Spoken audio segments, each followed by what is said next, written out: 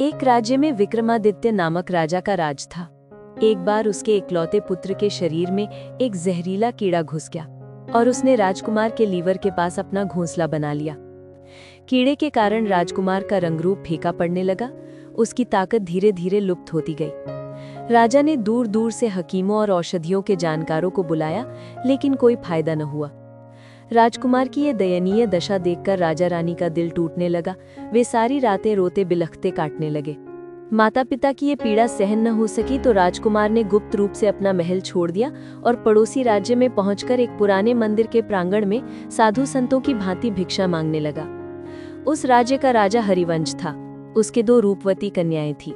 बड़ी बेटी हमेशा पिता की हाँ में हाँ मिलाती, मीठी मीठी बातें कहकर उन्हें प्रसन्न रखती, लेकिन छोटी बेटी सत्य का साथ देती, कभी कभी कठोर सच्चाइयां सुनाती जो राजा को कांटे की भांति चुभ जाती। एक दिन राजा अपनी छोटी पुत्री की सच्ची लेकिन कड़वी बातों से इतने क्रोधित हो गए कि उन्होंने अपने विश्वासपात्र मंत्री से कहा, इसकी शादी किसी भटकते हुए दरिद्र यात्री से कर दो ताकि अपनी जुबान के अहंकार का फल भोगे। मंत्री ने राजा का आदेश सर आंखों पर लिया और बिना किसी पूछताछ के उस राजकुमारी का विवाह मंदिर में भिखारी वेश में रह रहे उसी राजकुमार से करवा दिया।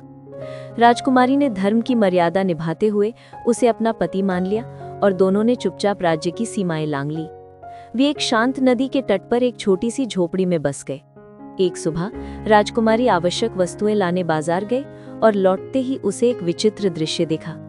राजकुमार एक पुराने कीड़ों के बिल के निकट गहरी नींद में लीन था। उसके मुंह से एक चमकीला कीड़ा बाहर झांक रहा था, जबकि बिल के द्वार पर दूसरा कीड़ा अपने डंक फैलाए नजर आ रहा था। दोनों कीड़ों के बीच कोई गुप्त संवाद चल रहा था।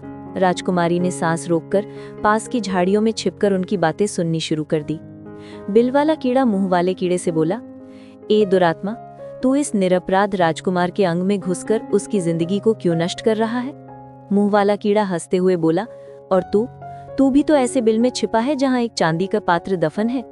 तू भी उसी को विषैला बना रहा है। बाहर वाला कीड़ा फिर बोला, क्या तुझे भ्रम है कि तेरी जान लेने का उपाय किसी को न पता चले? बस राजकुमार को उबली हुई सौंठ की चाय पिला दे कोई, तो तू तड़प तड़प कर मर जाएगा। मुंह वाला कीड़ा तंज कसते हुए कहा, और तेरा क्या? कोई भी तेरे बिल में उफनता हुआ दूध उंडील दे तो तू भी जलकर राख हो जाएगा। राजकुमारी ने सारी बातें कानों में भर लीं। वो चुपके से उठी और नदी से ताज़ा पानी भर लाई। घर पहुंचकर उसने सौंठ को उबालकर राजकुमार को पिला दिया। राजकुमार ने आंखें खोली तो उसके मुंह से वो कीड़ा बाहर निकल आया और तड़प कर मर गया। राजकुमार को तुरंत बल मिला, उसका शरीर स्वस्थ हो गया। अगले ही दिन राजकुमारी ने बिल खोदा तो अंदर चमकता हुआ चांदी का पात्र मिला जिसमें अनमोल रत्न भरे थे। उस धन से उन्होंने एक समृद्ध जीवन शुरू किया। राजकुमार ने अपनी पहचान प्रकट की और राजकुमारी के साथ अपने राज्य लौट गया। वहां हरिवंश राजा को सच्चाई का महत्व समझ आया और दोनों राज परिवारों के बीच सदा के लिए मित्रता हो गई। सत्य की हमेशा जीत होती है, यही इस कथा का संदेश है।